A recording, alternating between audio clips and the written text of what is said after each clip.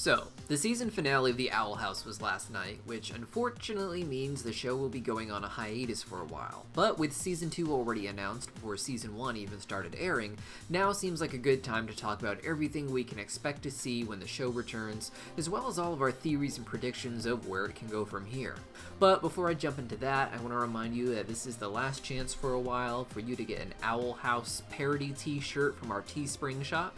We have Full Metal Alchemist and Witches Before Wizards, so go down to the pinned comment below and check it out. As for what to expect for Season 2, there should be a very clear dynamic change. First and foremost, I expect Lilith to be a more prominent character on the show. Our key players are Luce, Ida, and King in Season 1, but I think it's possible that Lilith will be living with them at the Owl House now that she has left the Emperor's coven. I don't think that means it will be all sunshine and rainbows though. While Lilith was able to stop Ida from becoming a monster, she is still cursed, and her powers are totally zapped as a result. I think what we will see is a lot of headbutting, starting with them just being as competitive as ever, and having it devolve into more emotional exchanges over what has happened. Ida won't be ready to forgive Lilith. She now knows that her entire life is the way it is because of her, despite how much she wanted to take responsibility for it all in the season finale. Lilith, on the other hand, will know that she still has a lot to make up for, but will still feel resentment that Ida hasn't forgiven her over stopping her final transformation into the beast. Along the way, I think we will see even more insights into their past. Perhaps, for instance, we'll finally get to see who their parents are, and they may even make an appearance in the present. And I also think we're going to see that Ida wasn't the perfect sister who gave up everything for Lilith the way the finale implied. I imagine there's going to be some antagonism coming from her in the past as well. That being said, it is always possible that they go another direction with it. If they want to keep the cast the same, with the side characters like Lilith and Luce's schoolmates being recurring instead of regular, Lilith might say she needs to go find herself off in the city, or set out on a subplot quest to try and stop the Emperor or fully cure the curse. She'll still be around every few episodes just like in Season 1, but not in every single one of them. Then, of course, there is the Owl House itself. The Emperor clearly knows their location, and while he's willing to let them get away, the characters have no reason to believe that they can take it easy and stay where they are. We know Hootie can get up and move the entire house if need be, so I imagine it will be time to pack things up and move to a new spot on the Boiling Isles in an attempt to evade the Emperor.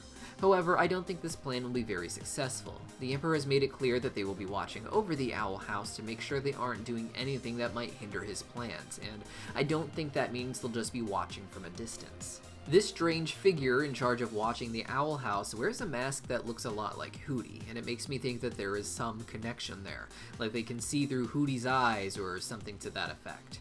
Wherever they go, the Emperor will find them, and I think it would be cool to see a whole episode of them moving around, trying new locations, having the Emperor show up, and ultimately choosing to go back to where they were because they liked that location.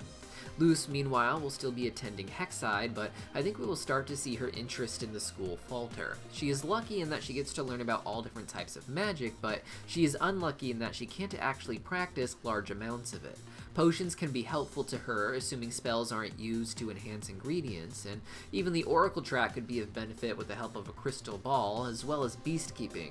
The Illusionist track, the Abomination track, and the Medical track are all going to lose their shine when she realizes there isn't much she can actually do to advance in those classes. Even if she finds a few glyphs here and there to help her, like she has for the Plant track, she isn't going to be able to get the full experience, and she'll realize she is better off doing independent research to figure out how to make new glyphs. On top of that, I think we'll see more of Luce teaching her way of magic to Ida. The whole first season was about Ida being the mentor, but with her power stripped from her, the show made it very clear that this dynamic is going to be inverted a bit. Of course, I think this will lead to some arguments and such. Luce is going to need to learn that she is still no expert, even if she's a bit more experienced with glyphs than Ida, and Ida is going to need to learn that she isn't the same mentor she was before, and the two will become something closer to partners in discovering new magic. This raises the question of what will happen to Willow, Gus, and Amity. While Luce didn't need to be at school for them to be in the show, it certainly helped to make them a part of the episodes more frequently, as even when they're not at Hexside, there is more of a reason to interact. I think even if Luce drops out of Hexside, we'll still be seeing everyone around, especially since Willow and Gus are at the forefront of the crowd that is turning against the Emperor. I believe they will continue to be key players in what will surely be growing discontent the general public has with their leader.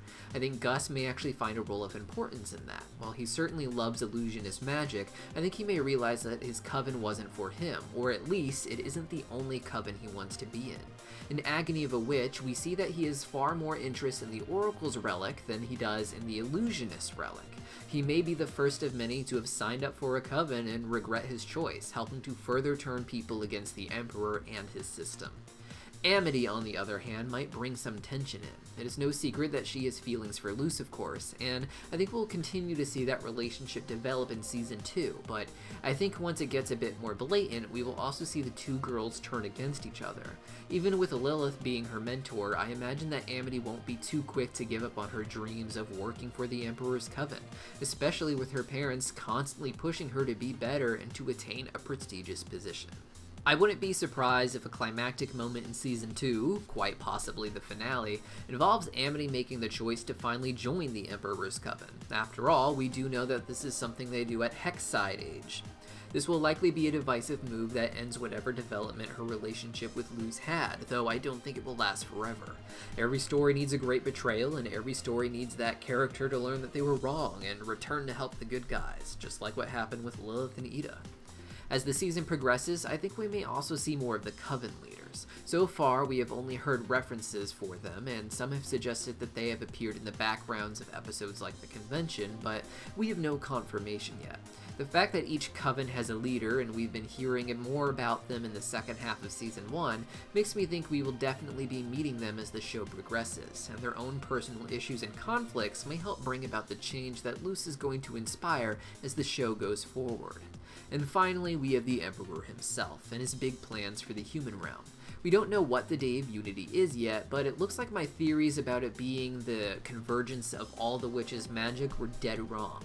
Instead, it seems to have something to do with going to the human world, perhaps merging those realities together for whatever reason, but it's hard to say. As the season progresses, I have no doubt we will learn about this, as well as the other ways to get to the human world. As of now, Ida's door is the only way we know, but we have reason to believe that there were other ways. Back in the first episode, Ida explains that everything humans know about magic actually came from the Boiling Isles, with even species like giraffes being from there, which means that there must be other ways to travel to and from the human world, even if they have been lost for some time. I think this will be the key not just to making sure Luce gets back to her mom, but also to stopping Emperor Belos when he does eventually make it to the human world. But so far, these are only predictions. There is no release date for Season 2 yet, and with the global issue we are facing, it's hard to say if production had to stop or at least slow down, though we are getting word from various sources that animation is able to move forward with people working from home, so we may be watching new episodes of The Owl House before you know it. Make sure to like and subscribe to this channel, and we'll be sure to let you know of any updates that come out about it. See you next time.